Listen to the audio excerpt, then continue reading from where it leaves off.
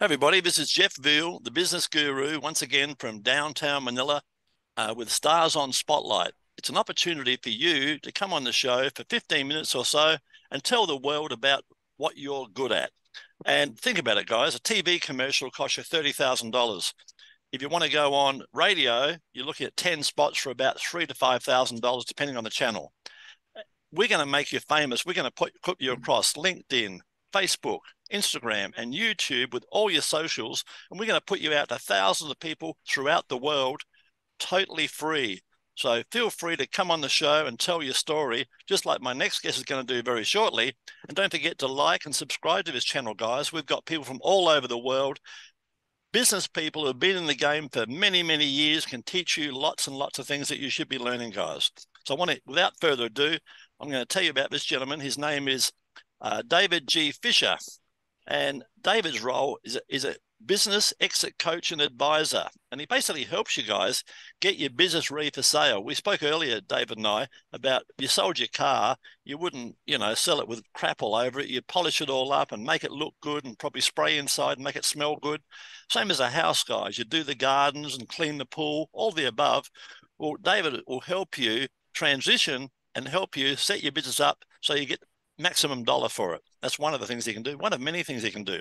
He spent 44 years in construction, knows a bit about that, 40 years in property, and 30 years in business in general. He likes to guide business owners to profitable exits and new beginnings with the biz exit operating system. He's got a great system, guys, just like McDonald's. They make a burger. David knows how to help you with your business. He's going to give you a 9-step program shortly. He'll tell you a bit more about it rather than me tell you. One of his key achievements or projects, he was involved in a $1 billion cancer hospital in a previous life, and something he's very, very proud of. His personal motto, which I agree with fully, is life is full of opportunities, even when you don't see them. So have your eyes open, guys, be looking for them. And sometimes we need to stop and smell the roses, empowering others by our actions and how we serve each other and how we treat each other, guys. Right? Interesting fact, he started as an apprentice carpenter in a small town in New Zealand. From builder, he went on to be a developer, then a construction consultant, and then a coach. And now the next chapter of his life as a young man, as a business exit coach and advisor. So it's my great pleasure to introduce David G. Fisher. How are you, David? I'm very well, Jeff. Thank you very much for inviting me on your show. No, glad to have you here. Let's get the show on the road. Tell us about your journey and what inspired you to pursue your current career path, buddy. Well, I kind of went on that journey myself. We're all a little bit older now, aren't we? So yep, absolutely. We all get to that crossroads in our lives where we think, what are we going to do next? Are we going to keep doing the same old type thing? Are we going to retire?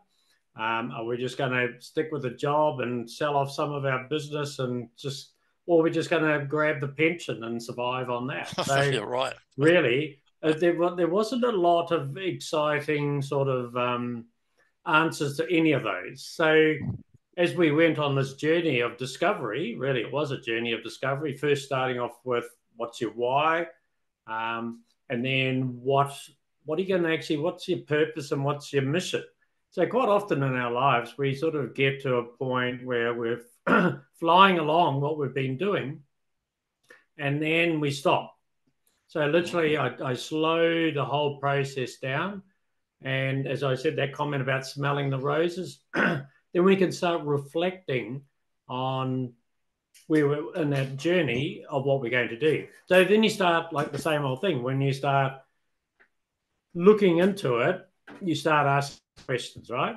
So yes. In those questions, we said, okay, what are other people doing? So you ask, and then I found the same thing. No one knows what they're doing. I've talked to people that are 79. I've talked to people that are 58. Yeah.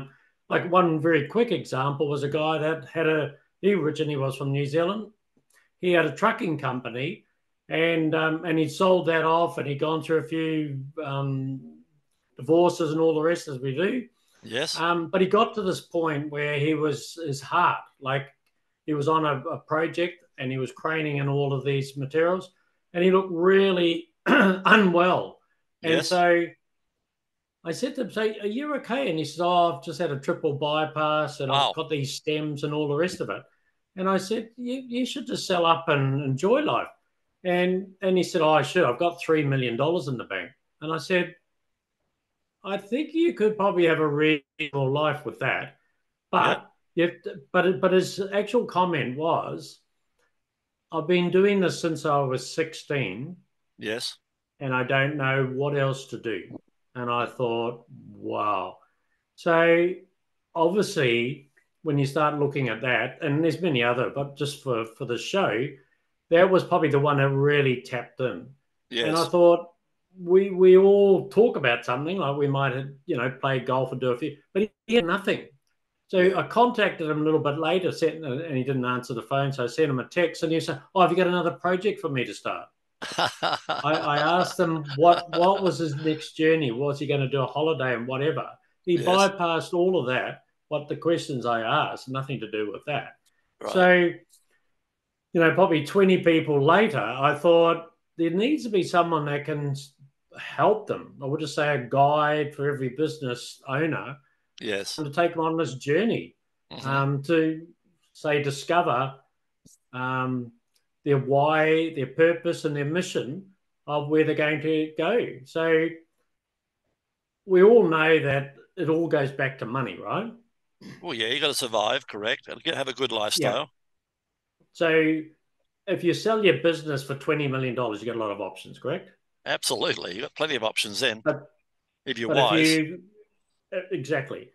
But if you don't have a business ready or no one wants to buy it because it's totally dependent on you and you have to close the doors down from illness or whatever, and you just close the door and take nothing away, Yes. then Lifetime's life's not work. going to look too, the future's not going to look very exciting, is it? Because That's right. most business owners don't have $1 million worth of super in their pocket and No. there's super fund and all the rest of it to take Yes. them. So they're back to those options that we were talking about Correct. of the pension and all the rest, which is literally survival sort of side of it, isn't it? No, So, and only just at that. Only just.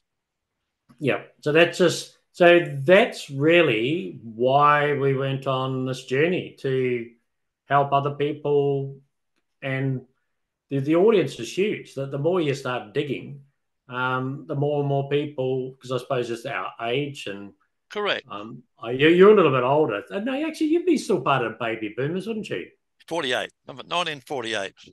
Before TV, Yeah, guys. Before mobile phones. yeah. So I'm at the other end because I'm 1962. Yeah. So, but in that sort of transition, it's the most amount of people retiring in the next 5 years. Yes. Correct. Well, plenty of them. So yeah. And Tell me, David. Tell me about this strategy of yours. You had it here, but I wanted you to tell us if you've got it nearby there. What are the 9 steps? Tell us the 9 steps. Do you have that on hand? yeah, I do. So starting with the four or the three, sorry, core components. Yes. So in your journey, you're either going to be what we call pre-exit, so it's prior to even getting your business prepared or planned for even sale. You're thinking Yep. about it, say in the next 1 to 5 years. So that's the pre-exit side. Hmm. The second one is what we call the profitable exit, because we want to make sure that you get yourself all set up and get that maximum value. Yep. So that's the second component. And the third is post exit. So we don't want you to shrivel up and Sit in the rocking just chair. Yep. retire Yep. and rock your way and go and do your one day of golf and pull weeds out of the garden or the lawn or whatever you do. Yeah. Right. Um, so that they were the core. So out of each one of these, out of the one, two, three, there's another three parts to this. So going through this, so in the pre-exit side, going back to that, what we do a business assessment. So the same thing when you have to know your numbers and all the rest of it. Yep. So very briefly, you go through, look at your operational efficiencies, your financial health, your market position. Where do you look like in the market? The next part of that is the strategic planning. So if we don't put something together, so very briefly, you got to look at your exit goals, your succession planning, risk management, all of those sorts of areas that they all take time to cover, but that's what we go through. Yes. The third part of the first section is value enhancement. That's when, as we were talking about, we don't want you to walk out the door with nothing. Correct. You've possibly, done 20, you've built up this beautiful business. And so what's the growth opportunities? You can lift that up to a point where you can make it look more appealing. So you put a bit more growth into it. The other side is operational improvements. So obviously, if you're going to leave it, sometimes you have to let it go. So that's very much in that part, is to that operational improvements. Yes. And that's actually, it's an interesting part. Sometimes we get that to such a streamlined part that the business owner decides, I'm going to stay in the business, but I'm only just going to do 1 day a week. So that's a really interesting little step, that one. Yes. The other one is, a lot of people have a lot of what I call intellectual property, and they don't realize that a lot of it's not protected. Yes. So that's a very important part before you stick that onto the market and open it up to everyone else, because they can come in and steal all that. And we've seen this time again where people come to us and say, hey, they've just taken my whole business because they've just taken my system. So that's a very important part of that. So the next stage is obviously the profitable exit side. So if we look at this side, this is where we work on the exit strategy development, we call it. So the sales options. So, you can either sell it internally, you can mergers and acquisitions, you can sell it to a private buyer. If you've got a massive company, you can go to an IPO if you're that way inclined. The next part of that is deal structuring. How are you going to do that? So consider like the tax implications of all of that side of it. Yeah, true. And then sometimes, obviously, people want you to have a bit of money on it, but I wouldn't recommend that, because, if you have to get a deal across and you've got 20% in it, possibly, but the whole idea of selling something is sell it. Like, if you go to the Woolworths, so you have to buy whatever you're going to do. You're not going to say, can I come and pay you tomorrow type thing. And then you need a good team. Yeah, absolutely. So an advisory team. So you've got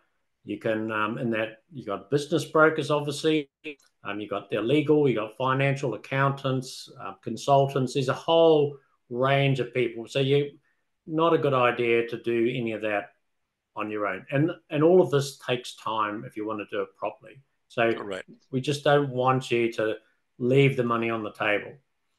The next part of that is obviously marketing the business. So, Jeff, you know all about marketing. So if no one knows who you are and where you are, then you're probably not really going to have a little handful of people. And even part of that, it's about how you present. Your message mightn't have been that great, and now the front end is all nicely polished up. The back end has gone through that phase. Now you need to put it out to the world and say, hey, this Mercedes or whatever is all being polished and it's looking good. Obviously, you've got a buyer outreach, so you have to identify your market, and then go to your normal negotiation terms. So that can be the negotiation one can be quite an emotional block for a lot of people. Yes. Because it's very personal, and I would always recommend that you give it to someone like a business broker or even an advisor. I'm not saying just put it all with them. Yeah, so someone it's good to step away, because sometimes you're too close to the forest, right? Yeah, absolutely. But that really emotionally breaks a lot of people at that phase. So sometimes if you're not part of that, I probably would emphasize that a lot, because at that point, if you don't get that right, a lot of people walk away. Yes. Because they feel offended. It's like an auction, isn't it? Like when you first start, if it starts at 500,000 and it sells for $1 million, does it really matter where it starts? So it's all part of that phase as well. So another big phase is due diligence. So obviously the buyer is going to do due diligence. However, if you put all of that together for them, right, that makes it, and then they can go and check what you've got. So Correct. this is a very important phase as well. So you make it look, don't lie. Make sure your figures look, your numbers, your financial, They but stack up. you need to, they stack up. Yeah. But how they're presented is very important. Yeah. So the transparency, which is the next part of that, which is don't lie about figures. You will be caught out, Yes. and there will be some people that will, breach contracts without going into that detail. But be honest, but it's how you present that. If they want to dig deeper, that's certainly up to them. Now, another part is obviously through that process, you've got, like I was saying before, about the closing of the deal. So there's many different realms of how you close a deal. So Yes. that is really a subject that is each business is quite different. Tell me about legacy. Right. So legacy. Right. So in that part, we've got that comes under the post-exit side. So the legacy and philanthropy. So that's actually legacy and philanthropy is actually number 9 on our 9. So that's the very last one. Yes. So develop a plan. So really start thinking about, like, if you've created something, do you just hand it over to your son and daughter or family? Just never think about that part, because if you get something for nothing, then you really don't treat it with a lot of respect in its own way. So true. And sometimes, but you can, if you're going to do part of that, you can actually protect it. There's ways to do that. Yes. But there's a buy-in process of that. Or you might have a like-minded business, for example. Yes. That if you put the two together, you turn into a dynamic duo, which can serve the clients way better. And so maybe your business is not going by itself, but it's going with someone else, and it takes it to another level. I don't know about you, but if you were turning over, I don't know, like in construction, $100 million a year or something like that, and you sold it to someone else and it continued and it turned over $1 billion in so many years later, because you had a niche of the market, I'd be excited about that, because I'd say I was actually part of that. So correct. These are all part of that side of it. The other side is the philanthropy. So that side, think about that early on. I'm not saying give away all your money just because you've just, sold your business for $10 million, but it's still, I think in our lives, we can't take anything with us. We're all going to die. Yeah, right? Correct. Just a matter of when. Yep. It's only a matter of when. And I think we should really think about that in those early phases. So you might be involved in, I don't know, like in construction, you might want to get involved in something like, I don't know, like a training for tradespeople, for example. Yes. Or something like that. And you can set up a trust. Or, you get a group of builders and let's come to the Philippines, for example, and let's go and build some community centers. Yeah, we could do that, couldn't we, right? Or a bit of charity work, whatever. Yeah, give back. Exactly. So that can bring community. There's really no limitations on that one. So, and I think that can really give you a step. If you don't know what you're going to do, that's actually a big one, where once you start helping other people in that line, then that opens up your world to meeting like-minded people that, for example, just use the community centers in the Philippines, for example. You imagine a group of builders getting together, a group of electricians, a group of plumbers and the likes, roofers, and they're all there, having a beer and all the rest, talking about this, and they're going to go back to their wives and their families and whatever.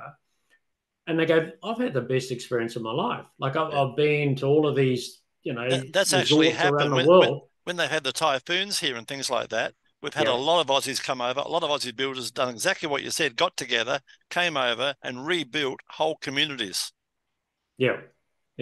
So it's and I bet you they're real tight friends now that brought them together by helping others. No doubt about it. Moving on, what's been the most challenging aspect of your work and how have you overcome it over the years? Well, I think the most challenging part came along, like in that journey where we had about 40 odd people working for us, and the GFC came along. That was a big challenging point of my No life. doubt. Yes. And we've talked about that before. Yes. Where I learned how to make millions. So we had construction and development companies. That was back in New Zealand that time.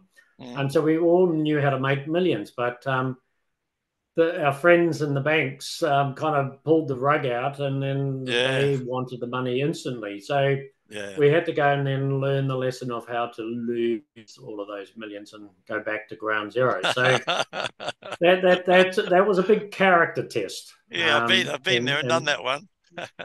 Exactly. So you're either going to be like someone I met who I said, oh, I lost 2.5. He said, oh, you're looking a little bit down. And I said, I just lost $2.5 million. Yeah. And he said, oh, don't worry about it. And I said, well, that's easier for you to say. So, 5 years ago, I lost $20 million. I went back to ground zero. So that sort of puts things in perspective. So there's absolutely. And yourself, you've all been through that. So. Yeah, absolutely. Can you tell me, let me hear my question here. Can you tell us an important moment in your career that you believe changed the direction in which you're heading? I think when initially I started in residential and became a licensed builder actually in Queensland at the time. I would have done that because that's where I started my apprenticeship, was all in residential. So I did a little bit in the commercial sector. But when I went back to New Zealand, I actually did that for about a year, and I thought, this is going nowhere. Like it didn't really turn the wheels. It was the same old. Yeah. So I climbed over the wall, as they say, and joined the commercial guys. So that was an interesting, quick story where during that phase, I actually went and approached, after working for myself all of those 10 years, go back and get a job. Yes. And so I thought, I can't quite do that. So I contracted this company, right? Yes. So I went back on the tools. That lasted 2 weeks. And they offered me a foreman's job, right? Right. So they took me off that job and down to another one under a site manager. And in that process, I was there for about 3 months, and then they offered me a site manager's job.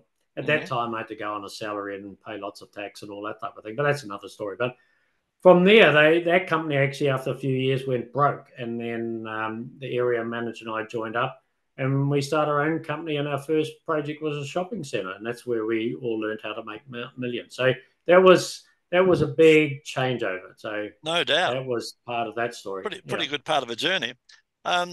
What keeps you motivated and continuing to innovate in your field and with this new project you've got underway?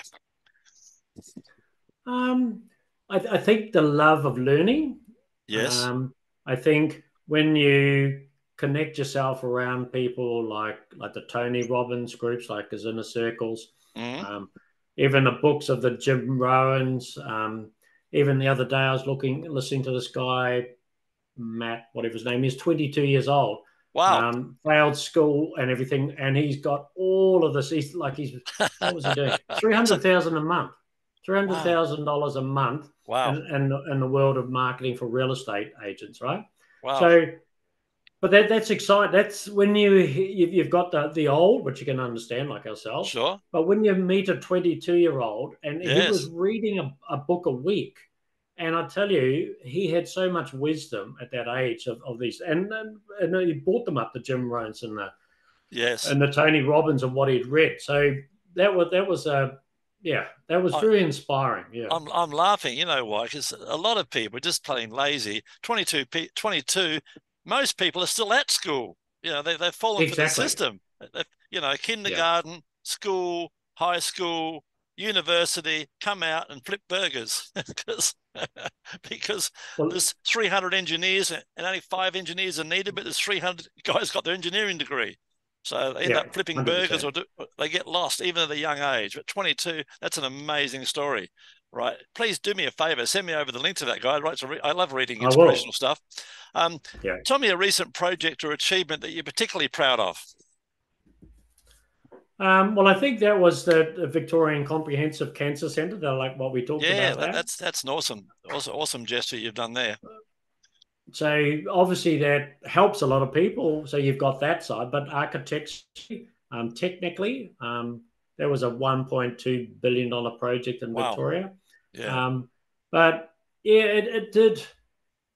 Like I say, you can have, like, I've done data centers and different things like that, but the whole mix of all of that put together, and Mm-hmm. the team, that Yeah. the team, and it was really interesting because most of the guy, because I contracted this company as a consulting, and put a lot of effort into that, but the guy that hired me on to go and contract was, he said to me, we need an old rooster like you to set these young guys in the right direction. So I took that as a compliment to be called an old rooster. This was Yep. like 10 years ago or something. But yeah, that was, and even a lot of those guys, I said to them, unless you're going to find this is your one of your first, because it's like I wasn't there for 4 years, but some of them were there for 4 years through that project.